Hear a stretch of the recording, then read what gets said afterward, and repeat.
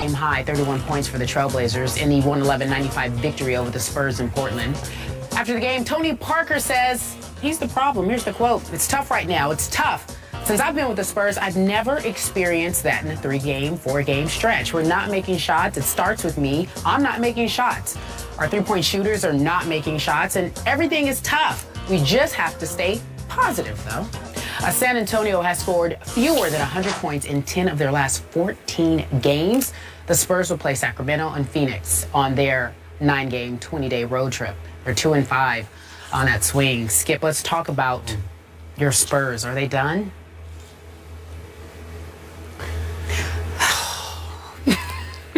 Stephen A. Smith,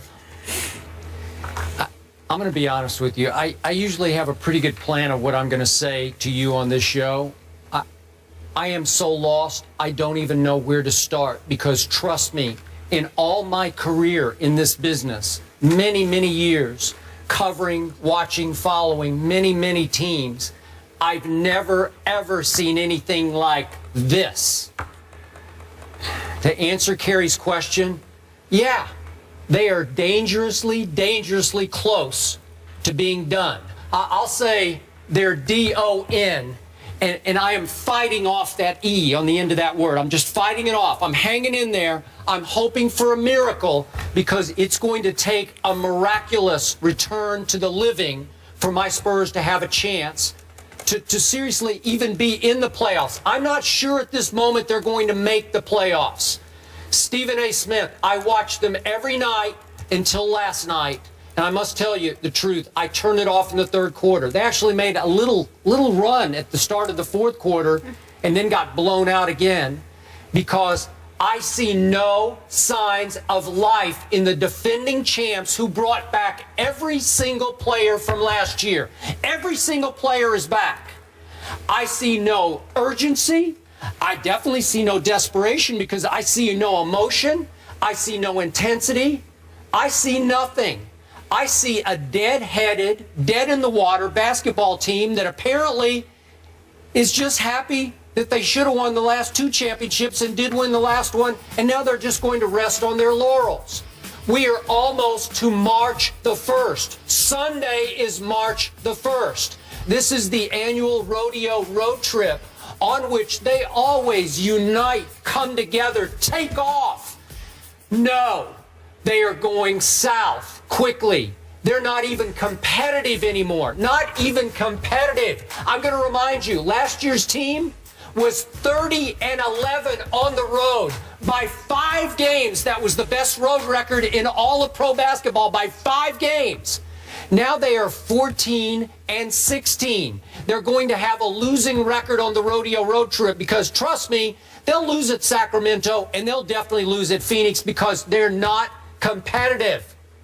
Tony Parker, what happened to you? I can't recognize you anymore. I know you had a hamstring pull. I know you fought some kind of groin injury. But Tony Parker, you gained a few pounds and you lost a step that you couldn't afford to lose. And now you went from Charles Barkley saying on opening night, you're the best point guard in basketball. And I concurred. I believe Mr. Smith also concurred the next day after they beat the Mavericks on opening night. Now Tony Parker, trust me, is the worst point guard in pro basketball. He's certainly the worst in the West. I've never seen anything like it before.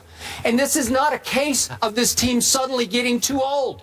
The oldest player on the team, the old man in the Riverwalk, Tim Duncan, is playing great. He's probably having his best year in, 6 or 8 years. He's the only reason they're still barely afloat in the West. What happened to you, Tony Parker?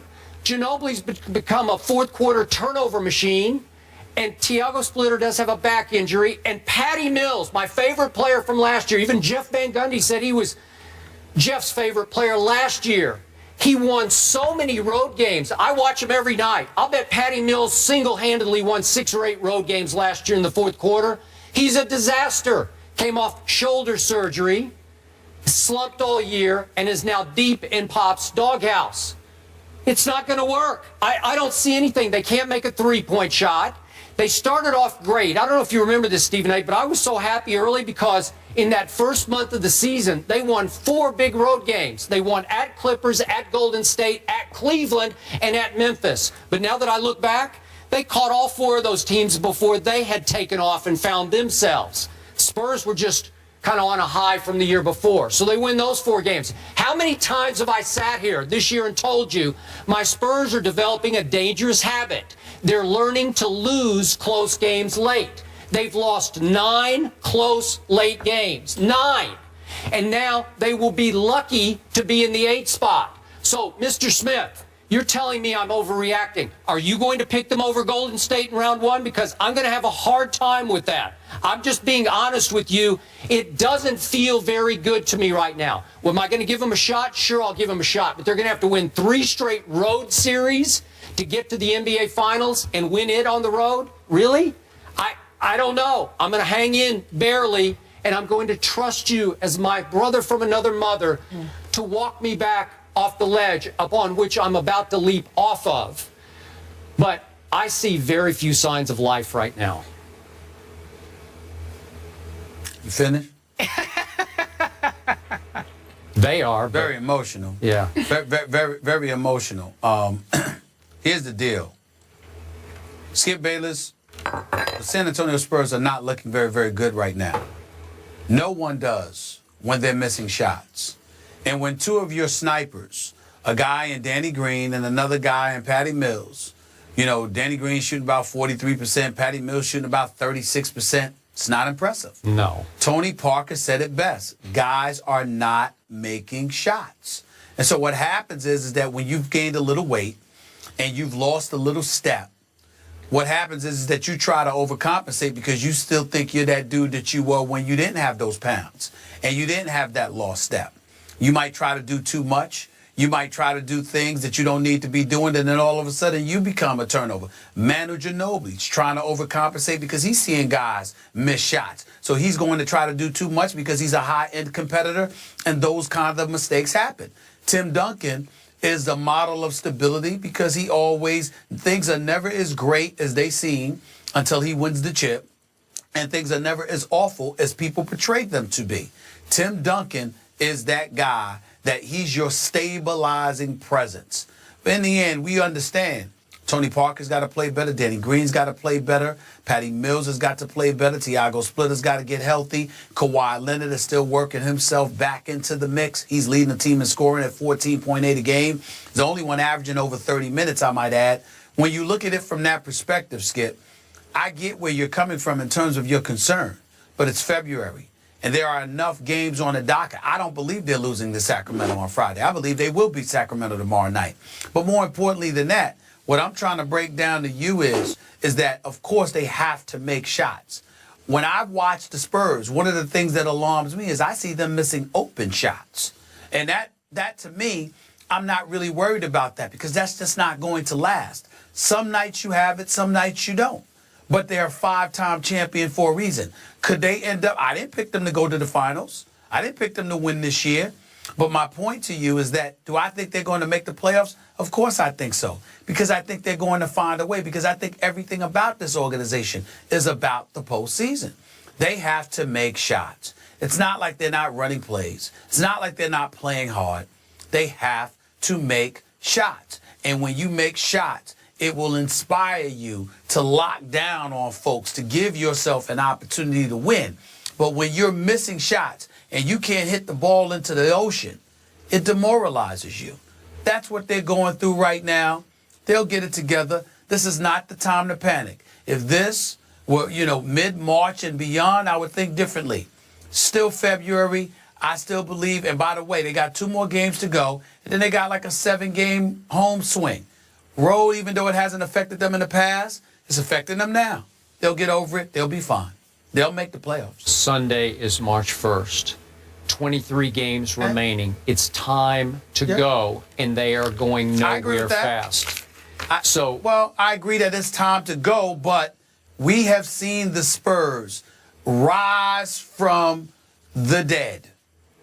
And I think they'll do it again, at least to make the postseason. I'm not concerned. I think it's insulting to them to bring up stuff as it pertains to them not making the playoffs. If you're saying what you're seeing, they're not going to win a championship, I get all that. Hey. But to say they're not going to miss the playoffs, we'll see about that. Take a hard look at the standings. Look at what New Orleans has been doing lately. They've won 3 in a row. Here come New Orleans. There go the Spurs, who keep losing. I'm not convinced. Sacramento at home plays pretty well. They won who they beat last night? Somebody pretty good. Didn't they beat? What? Yeah, Memphis. Yeah, they beat Memphis last night at home. Yeah. Okay? Phoenix is dangerous at home. They already beat the Spurs there once this year, that I recall, early in the year. So I don't see it. So you tell me, are you sure they're going to be, if they're going to make the playoffs, they're going to be the 8th seed. So I'm going to hold your feet to the fire right here, right now. Can they beat Golden State in round 1 if they're the 8th seed? It depends if Andrew Bogut shows up or not, but they can beat them. But whether they'll beat them or not remains to be seen. You are talking about them, and you've got. I mean, you're basically to jump over the cliff for them. It's like it's over. I'm saying to you, I never picked them to win the title this year. I'm telling you, they'll make the postseason though. That's my position. Whether they lose in the first round of the conference finals, I'm telling you, they will make the playoffs. There's this much time left, Skip. This much. That much time. They can do it. Yeah. They can do it. Hope is not gone. If anyone can do this that they're going to have to do, they can do it. Okay. But again, they heard you. Yeah. You spoke to them today from your heart. Perhaps they'll get on it. Let's move on and talk about one LeBron James. He is doing really well lately. I don't know if you heard. He is the best player in the world, according to Smitty, including you and Stephen A. Yeah. Cavs are the best in January. Let's talk about what will happen in the Eastern Conference. That is the conversation coming up next.